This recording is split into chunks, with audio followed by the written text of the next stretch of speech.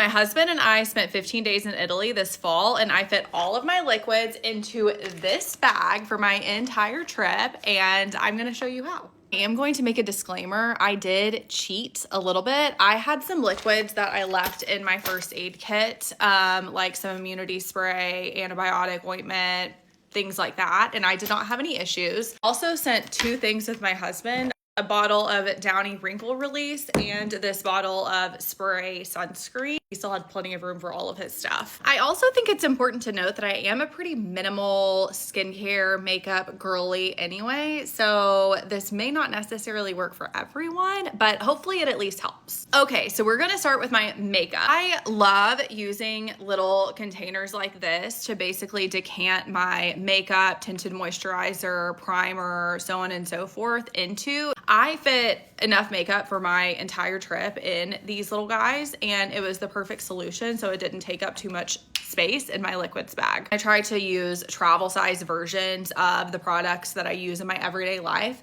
So as an example, I use this little travel size version of the NARS concealer. If there's any way that I can find a solid version of a product that I normally use, I will absolutely do that. I did find this makeup stick that I really liked. It has a bronzer on this side, a blush on this side. It goes on kind of like a cream makeup and it blends really nice. I didn't have to worry about this taking up space in my liquids bag either. Also looked into some makeup sticks that are solid, and I just didn't really find any that I love, but if you have one that you like, that's also a good idea for saving some space. I only pack solid lipsticks and things like that, and then I packed my Aquaphor One Nourishing Lip Gloss. I packed all of my normal brushes, so I didn't really skimp here. I like to use this little sponge. It's double-sided, so instead of packing like a big makeup sponge, I pack this little guy. That's basically what I did for my makeup. Now I'm gonna show you guys what I did with my toiletry items. I like to decant into smaller containers. I'll show you. I packed these teeny tiny little bottles for my shampoo and conditioner.